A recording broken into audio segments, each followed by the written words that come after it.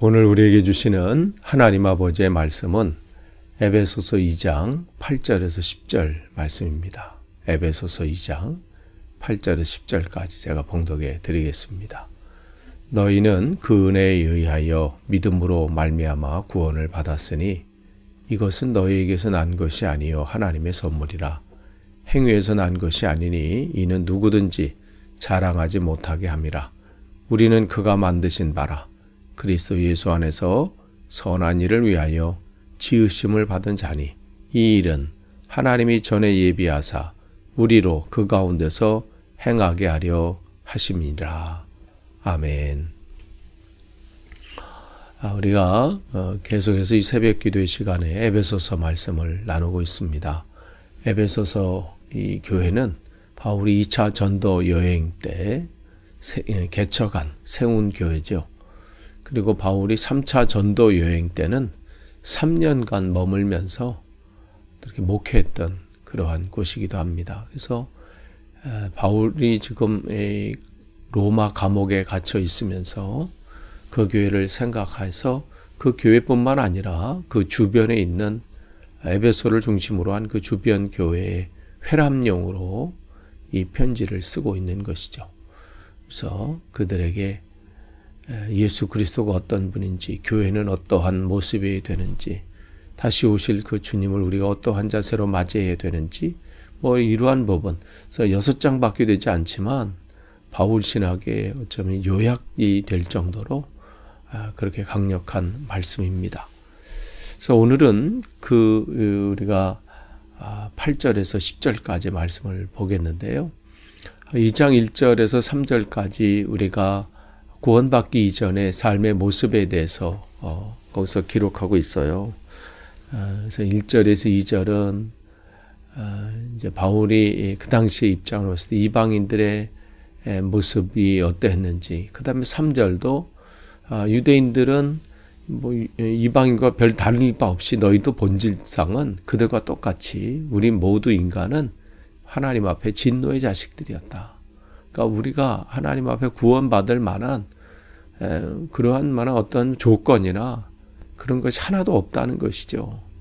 그러면서 이 4절에서 7절 주님의 은혜로 그런 우리가 은혜를 누리고 구원의 은혜를 누린다는 것이죠. 또 여기 더불어 계속해서 8절도 마찬가지예요.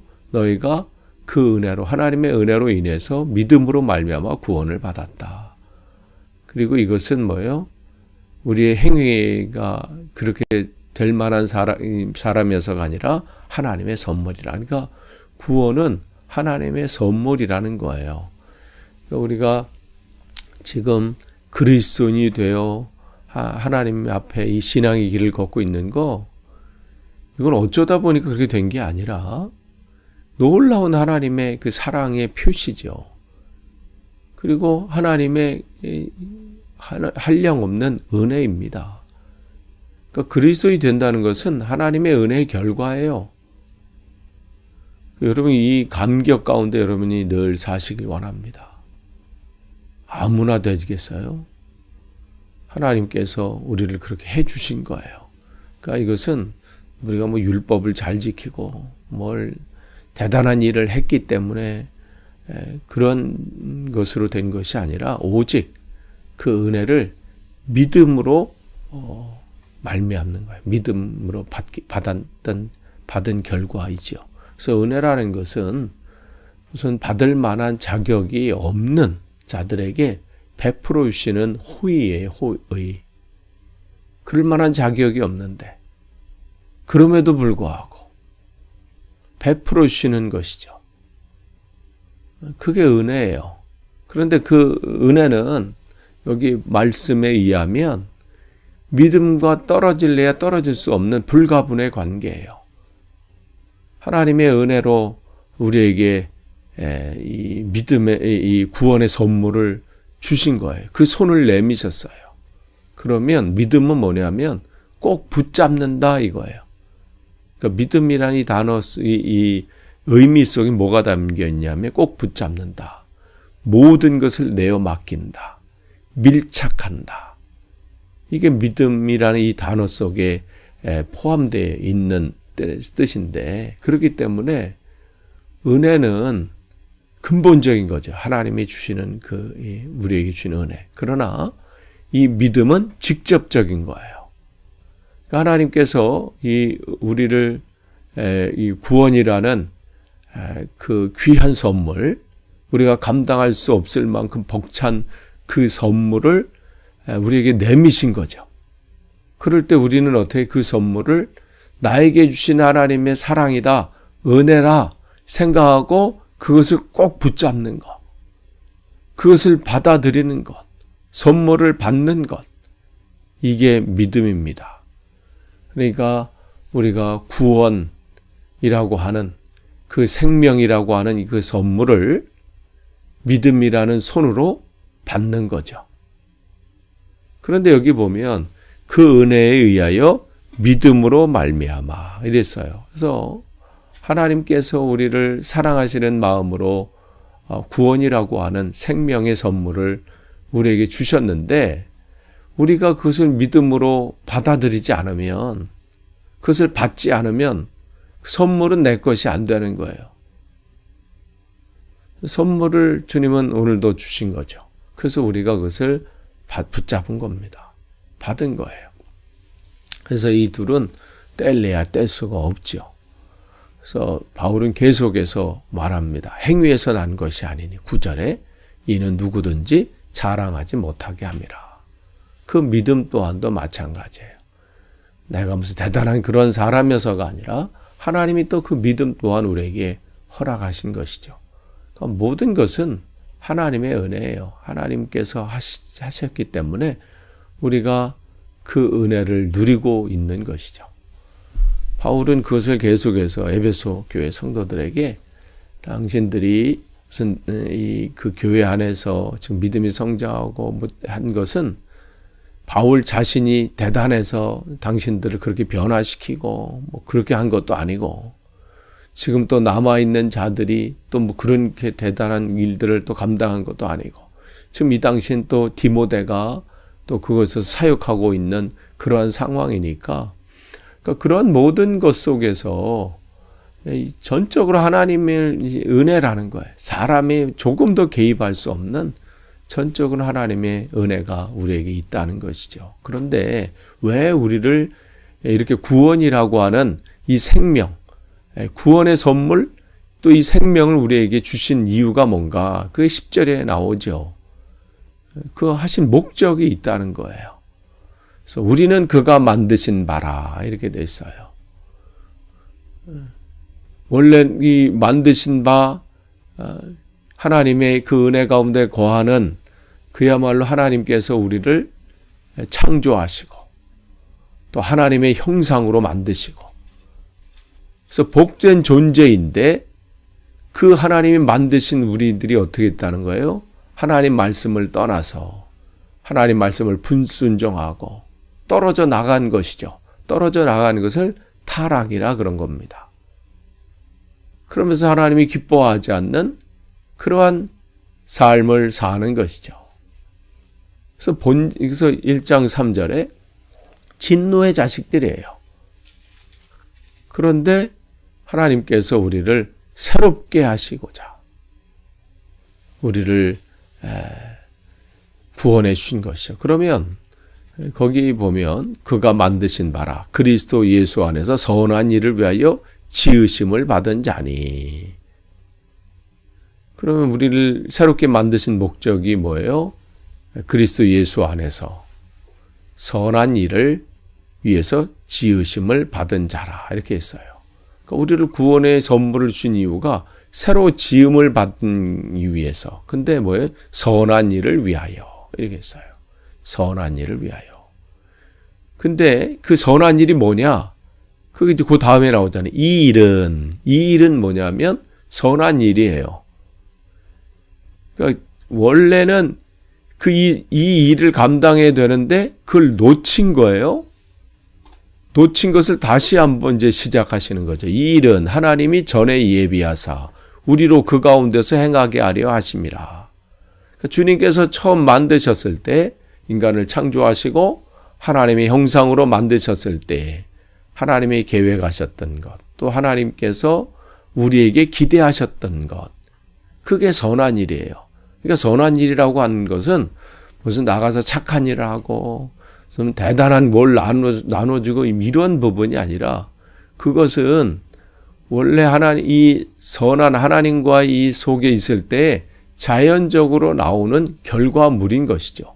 그럼 본래는 뭐냐? 하나님이 전에 예비하사 우리로 그 가운데서 행하게 하려 하십니다. 그래서 선한 일은 하나님께서 전에 예비하신 일, 즉 준비하신 일이에요. 하나님께서 인간을 창조하시고 만드신 다음에 그들이 어떠한 상태에 있기를 원하고 어떠한 모습의 삶을 살기를 다 기대하시는 바가 있는 거잖아요. 그러니까 이것은 하나님과 관련된 것인데 결국은 하나님을 영화롭게 하는 것이죠. 그러한 삶을 사는 거예요. 그럼 영화롭게 한다는 게 뭘까?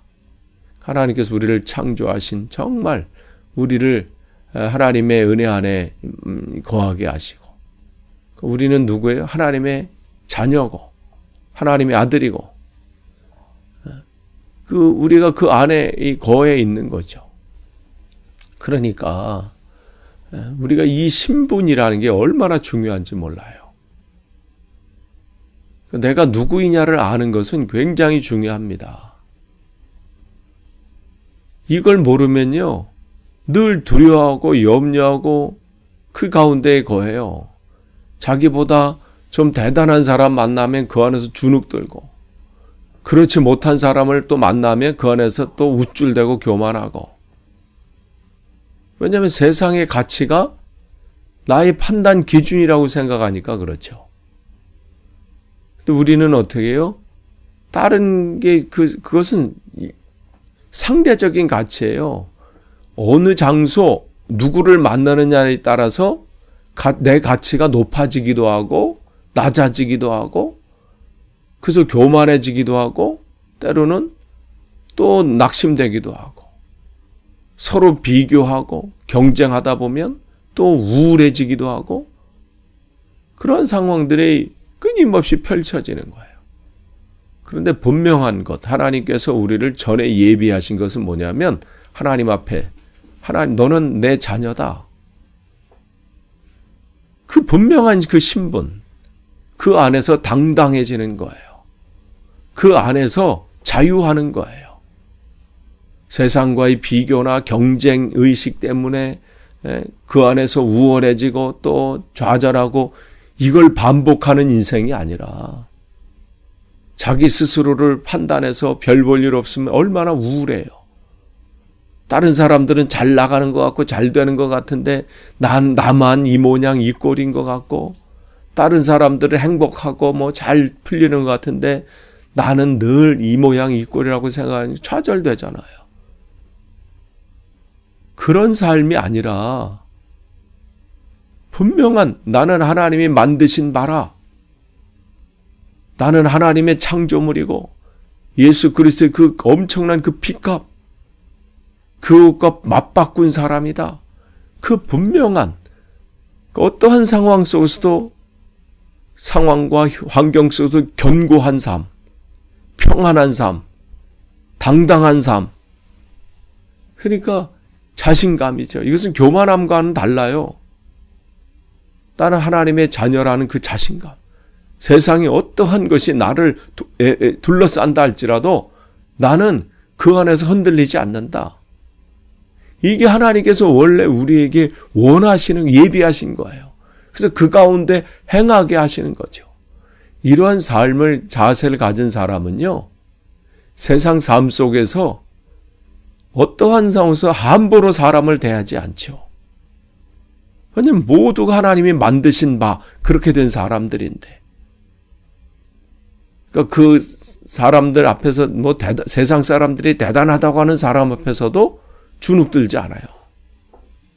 또 그렇지 못한 사람 앞에 사람을 함부로 대하지도 않지요. 계속해서 섬기려고 하고 사랑을 베풀려고 하고.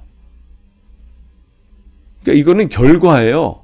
그렇게 하나님이 나를 만드신 바라, 그런 삶의 자세, 나의 신분을 알고 분명한 자세로 서 있는 사람은 세상의 삶을 나갔을 때 그렇게 그를 섬길 수밖에 없고 사랑할 수밖에 없고 용납할 수밖에 없고 그렇게 되어지는 것이죠. 이게 하나님 바울을 통해서 우리에게 말씀해 주시는 거예요. 그게 본래 우리가 만드신 바다. 오늘도 여러분 내가 누구인지 분명하게 여러분이 생각하시고 하나님의 은혜 받은 자입니다. 하나님의 은혜로 우리는 새 생명을 받은 자고 구원의 은혜를 누리는 자예요. 여러분은 대단한 존재입니다. 예수님의 피값으로 하나님의 아들과 맞바꾼 사람이 저와 여러분이에요. 여러분이 분명한 이 절대적인 가치 사람입니다. 여러분이 오늘도 그 안에서 당당하시고 주님이 주신 그 평안을 누리시는 복된 하루 되시기를 축원합니다. 기도하겠습니다. 하나님 감사합니다. 오늘도 하나님 말씀으로 하루를 시작합니다. 주신 말씀 우리가 분명히 붙잡고 오늘 하루 승리하는 하루 되기를 원합니다. 세상 것에 비교되어 낙심되고 절망하지 않게 하시고 또한 우월감에 살지 않고 늘 나는 주님이 만드신 바라. 분명한 하나님의 창조물임을 또한 하나님의 귀한 피값으로 사신 귀한 존재임을 기억하며 오늘도 주 안에서 승리하게 도와 주옵소서. 예수님의 이름으로 기도하옵나이다. 아멘.